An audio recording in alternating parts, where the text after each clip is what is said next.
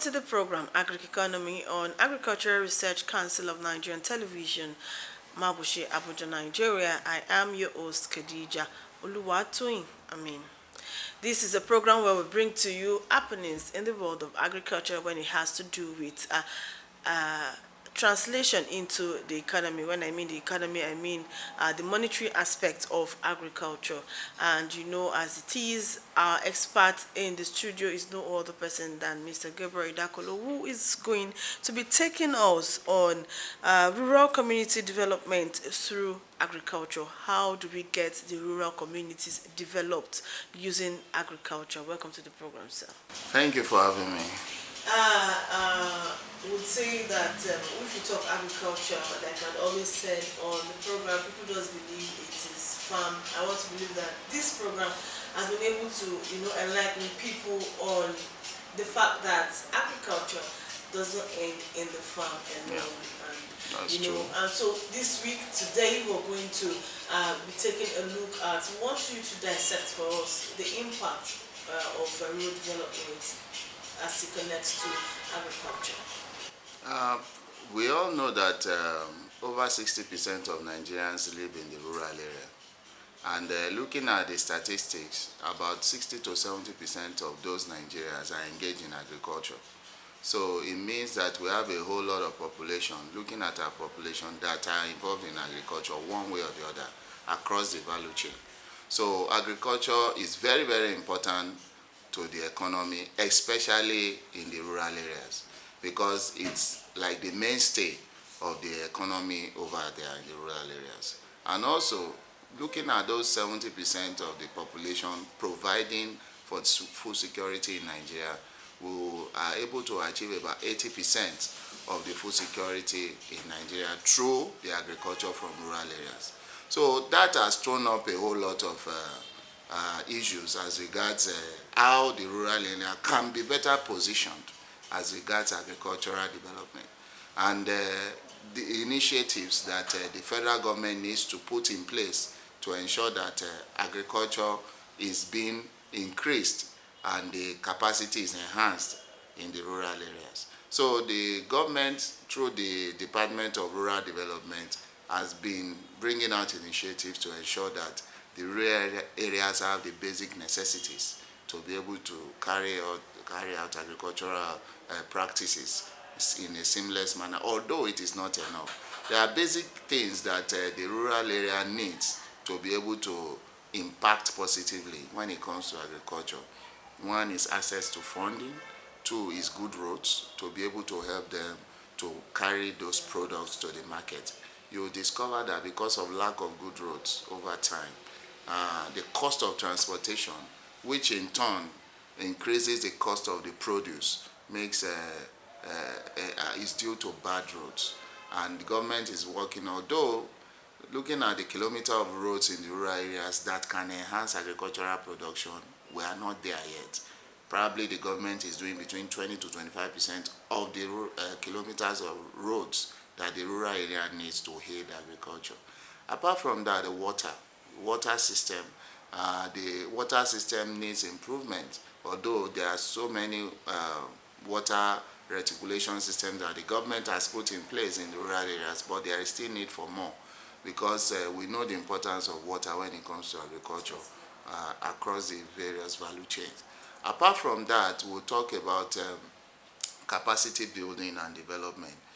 When we say capacity building, we talk about training of people into modern agricultural practices. We also talk about training of people in the use of modern farm implements to be able to bring out more production. You discover presently that about 80% of the people in agriculture and rural area are using subsistence farming tools, and that has slowed output, which could be better if there are modern farming tools to be able to improve the agricultural produce. Apart from capacity building in the area of farming tools and training, we also need improved seedlings.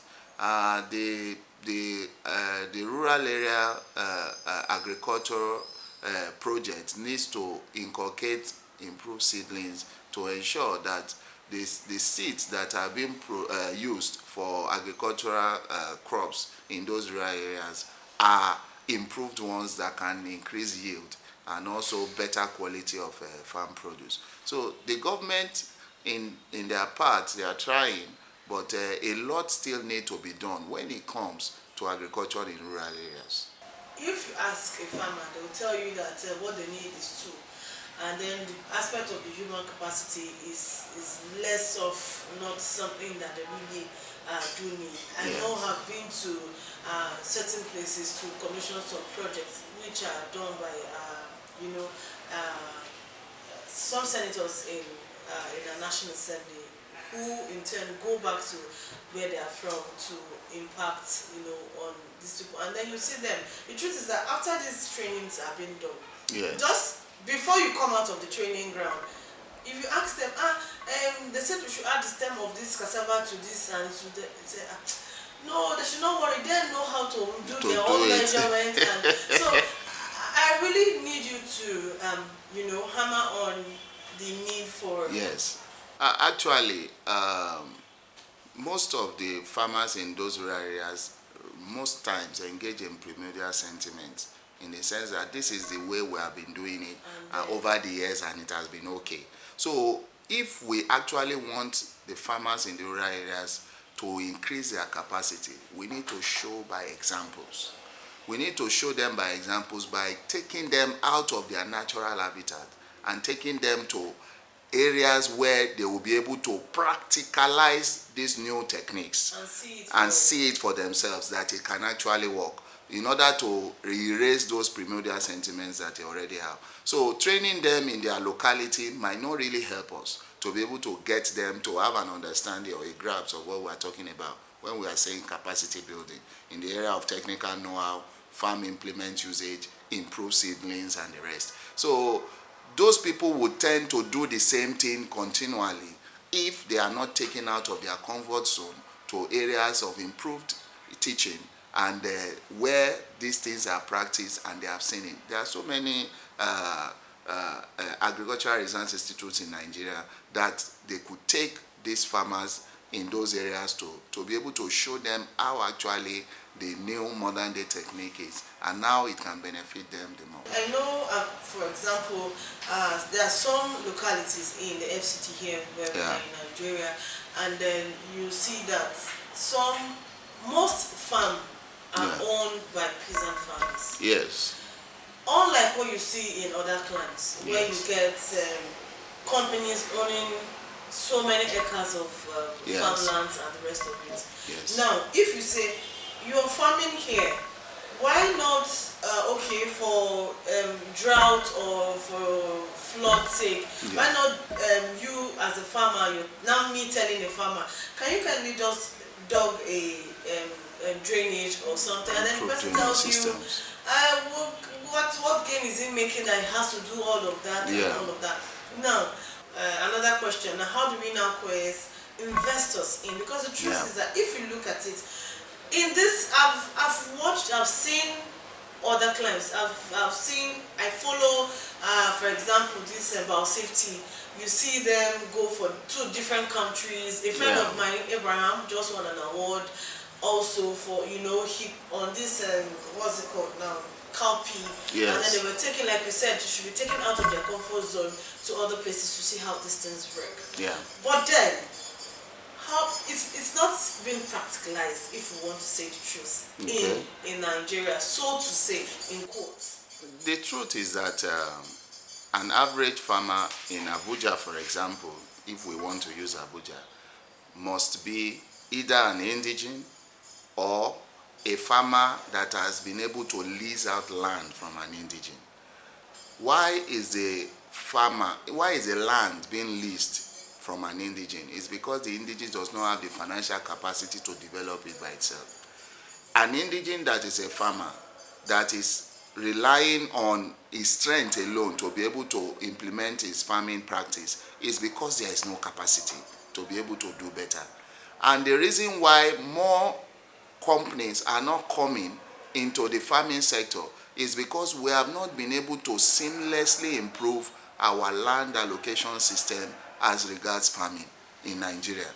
When you go to other climes, there are designated areas, as it is in Nigeria, even in FCT, wonderful, that we have plots allocated for farming practices alone and no other method, no other usage for it. But you will discover that in Nigeria, especially in FCT, plots that are allocated for farming alone are being diverted for other use, building of estates, depending on how lucrative it is or close to the road. So if there is no strict implementation of land allocation as regards farming, as it regards documentation of those land, as regards usage of those land to be able to access funds, then commercial farmers or foreign investors will not want to come into it, because the key factors of production is land and finance. And if those two things are not in place, it will be difficult for a commercially viable business to go on when it comes to agriculture. In those climes, those lands are leased by government. The companies that owns those farms have total control of those lands. They can use the deeds of those lands to be able to negotiate for loans, and they can also use it to be able to have a long-term plan over the years.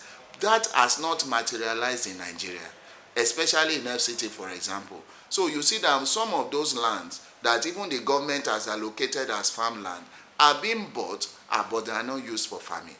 So it's a major challenge, and if the government does not address these issues, it will not be able to lure investors into farming. Because Abuja, for example, I use it as an example for the whole Nigeria. There are some basic crops that can grow in Abuja seamlessly. There are some improved seedlings based on technology that can also go in Abuja, because Abuja also has fertile lands. And Abuja is a federal capital territory, close to business, close to market, close to export opportunities. So if the government is sincere and the areas that are allocated for farming are actually given to farmers and they are encouraged, the encouragement that I want the government to do has to do with provision of basic amenities. You cannot give people a whole bush and you say that this is a farmland allocated. You have to provide amenities, provide roads, provide drainage systems, provide water reticulation systems, and provide easy access to these facilities for those people to be able to appreciate it. I use Kwara State, for example. Over about some years ago, the government then decided to lure cattle rearers from South Africa into the state. But the government, before those cattle rearers that produce milk and stuff could come, they provided an enabling environment for them. They provided infrastructures to be able to make it seamless for those farmers to be able to come to Kwara State. So these are the things that should be replicated all over Nigeria. The key issue is the land ownership, the access to authority on the land, the deeds and the document. The investor needs to have control of it, because it's part of his negotiation with would-be financiers. So the government needs to look into these areas and be able to issue CFOs for farmland, and for them to have free access to be able to use and have infrastructures around it. Okay, you've talked about having infrastructures, which you've basically hammered on having the infrastructures. We all know the road and the rest of it. But Yes. the truth is, when you meet, I keep saying it because I've been to the Lower Osman Dam here in the FCT. Yes. You go there, you see that we even have irrigation farmers all around that yes. place. And if you ask them, there's road. Yes. Of course, coming from the town down to there. say it's a very smooth way drive into that place. And then you ask and they'll still tell you that the government never give us this one, the government never give us money, we wait for government to provide. Do you understand? And then the farmer actually spoke to off camera, wasn't willing to talk on camera, of course, but he's insisting that there should be it's not even a loan. There should be money given, a grant given to him, and then he will use it. And I said, okay, so how do you now, assess yourself? Because if you're giving this money for free, if you're giving Yes. this grant, knowing Yes. that you're not paying back, Yes. you won't put it in to what it's meant for, and then he laughs and all of that. So I don't know this psyche of farmers Yes. thinking that government owe them to give them cash and not to provide this infrastructure. Necessary infrastructural amenities. Yes. The truth is that there are two types of farmers. We have the practicing farmers and those that sauntered into farming due to unemployment. So those practicing farmers need government support on a level that will help them to do more and to improve. If you encounter such practicing farmers, they will tell you the practical things that they need, probably fertilizers, probably agric extension services to be able to help their production to grow and to expand. But those that are sauntering into agriculture because of unemployment or one reason or the other will have 1,000,001 reasons why government should continue to provide for them. This spirit of entitlement normally creeps in. But what I see is that if government is sincere, apart from those practicing farmers that are already on their farmland farming, the government should make farming competitive for the people, not only for the populace, but even for those that are coming in. I'll give you one example. If you go to some places in the West, for example, you will be surprised that in the poultry business, it's not only the indigents that are into poultry business in Oyo State, for example. There are other foreigners like Chinese, there are other foreigners coming into the business, and also companies that have foreign elements in it that are into poultry business. That gives a level of competition that will make people to know that if I decide not to do this, others will do it. If I decide not to have enough to produce, others will produce it and they will sell more than me. It also gives competition as regards to pricing. It also gives competition as regards to expansion. So when you see a company, for example, that is producing maybe 1 million crates of eggs, and you are still doing 10,000, you will want to aspire to do more. So the government should provide what we call competitive hedge in order to spur people that are already in farming, not those that are just sauntering into it, to be able to continue to expand. Because when there is healthy competition, it helps the country, it increases food security, and it also helps the farmers to be able to be prosperous. So the idea of government should do everything for everyone is not done anywhere. The government will provide the necessary enabling environment while the farmers will capitalize on it and do better. We talk about road channels and the rest of it, and now I want to come to having access to water. Okay. If you look at the topography of Abuja, Yes. for example, you know that there are some places where it is easier for you to get water, the normal water from government, so to Yes. say, from the water board, Yeah. and then what others do with via the boreholes and the rest. And then some people will tell you that their water is not good enough for them to use on their plants. Yes. Some will tell you, I've heard different excuses as regards that. Yeah. What do you think would help? Because from my own area, I live in, I'll say, a farm place. Yes. In the FCT. It's like a farm settlement. Yes, this farm settlement in Buari area council. And then you see there are some people that do not even have water, despite having to use, while others do have water, but they have this shining particles in them. And then you see my neighbors, of course farmers, they'll tell you that this water, they can't use it, this person's farm does not have good water, and then the person has to go from here to wherever to go and get water and the rest of it. What do you think can be a final solution? You know that in some farm settlements, you see them having a central borehole, but the truth is those boreholes have been dug long before I was giving birth, and some of them had stopped working. Aside government, what's your advice for farmers? Now, the government, to a large extent, has made some provisions in the area of the boreholes or water reticulation in the areas and the rest. But one other thing that the farmers can do, because they are in different farm settlements, they can come together and have partnership, for example, with the FCT Water Board.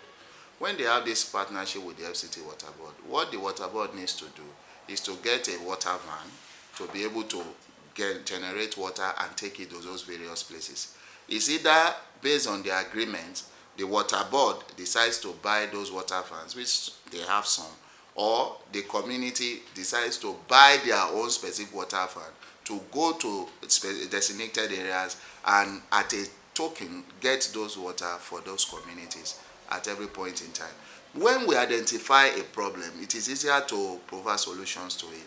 If that is the problem is in the farm settlements, the waters could be contaminated or the borehole could be having issues. This is another opportunity that can be used to be able to get clean water, especially from FCT Water Board, and be able to get it done or get it elsewhere that is closer.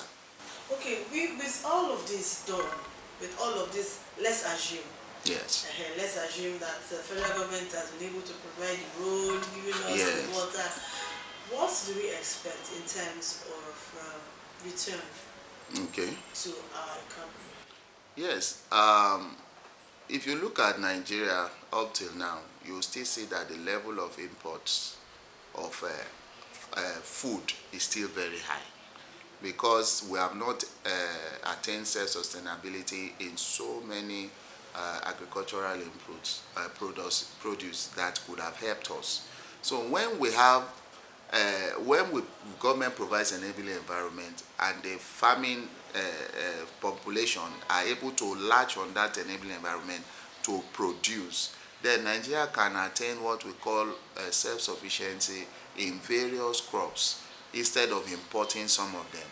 Apart from that, when there is enough capacity for the farmers, they can also even improve on those farm produce to be able to make it up to international standards that we hitherto used to import. For example, cocoa seedlings, cocoa produce, if it can be improved in Nigeria, we do not need to export the crude cocoa, the raw cocoa, and then expect improved bonfita and the rest from abroad. So those are the kind of things that we get. And the mainstay of everything is, one, there will be wealth creation for the farming population, which we know has the highest population of employed people in Nigeria. Two, there will be food security in the country, because if some of these products are not imported into the country, then that means it's locally produced and it can spread locally and it will be of improved quality. Three, it will save the government of hand foreign exchange, because, for example, according to statistics, Nigeria used almost $300 million to import fish, for example, last year, and it could be more this year. And that is just one food. There are still so many others that are being imported. So if we are attaining self-sufficiency in this area, for example, we are trying hard with rice production, but we are still importing some. So if Nigeria can have self-sufficiency in rice production, cowpea and the rest, you can imagine the amount of foreign exchange that Nigerian government will save, and that can be used for other sector development. So it's very important that these things are put in place. Okay, we've heard so much about rural development as regards to do with agriculture, especially those agricultural settings we have around Nigeria, and we heard from our guests who have said government needs to do this, provide infrastructure, give us road, water, and the whole of all. And then after this break, he's going to tell us what the farmers should be doing on their own parts in ensuring that they're able to manage even before these amenities get to them. Stay tuned.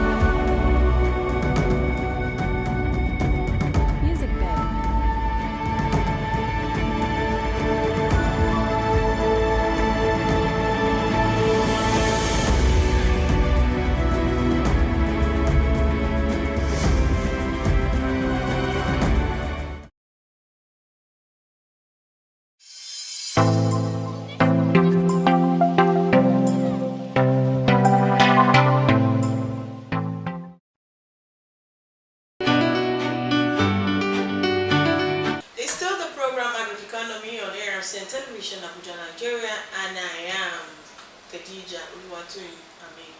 And we've been in the studio with our guest, Mr. Gabriel Dakolo, who has been taking us on agricultural development as regards rural development as regards agriculture. And then he has told us so much. And then please, before we round up, we have just a minute to round off. Can you just give us some advice for the farmers watching us at home before we get these amenities done? What they can do to cushion the effects of all of this? Yes, the farmers, especially in the rural areas, need to improve themselves. They need to get information. They need to go all out there and see how it is done in other climes and be able to bring those ideas even to bear in their own local communities. The government cannot do all, so we need to meet them at the middle. So the farmers should look at agriculture as an enterprise that is growing in Nigeria and that has a huge potential, which has not been reached at all.